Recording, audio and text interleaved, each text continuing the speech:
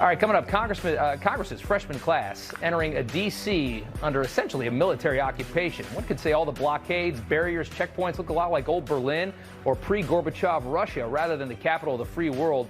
Congressman August Pfluger of Texas is going to tell us what it's like to be the new guy in a brand new looking D.C.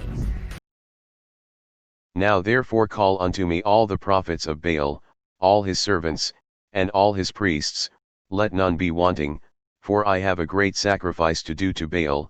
Whosoever shall be wanting, he shall not live. But Jehu did it in subtlety, to the intent that he might destroy the worshippers of Baal.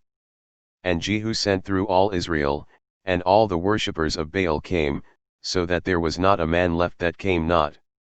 And they came into the house of Baal, and the house of Baal was full from one end to another.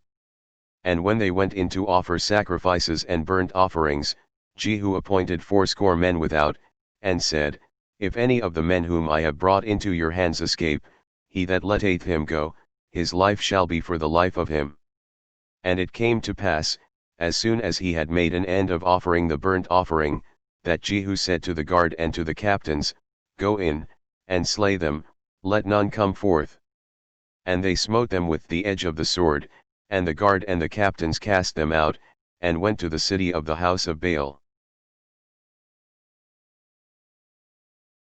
1,000 members of the National Guard from all 50 states are in Washington ahead of Wednesday's inauguration.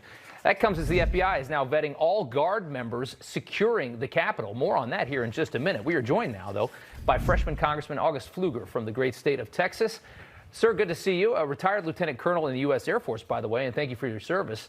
36 hours until the inauguration. I want to ask, how secure does Washington feel?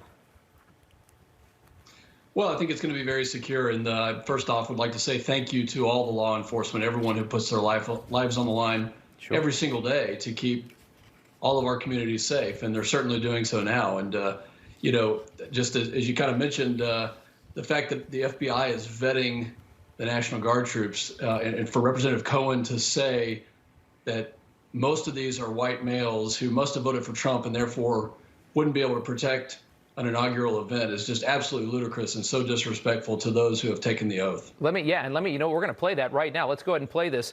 This is from Steve Cohen. He's a congressman from Tennessee.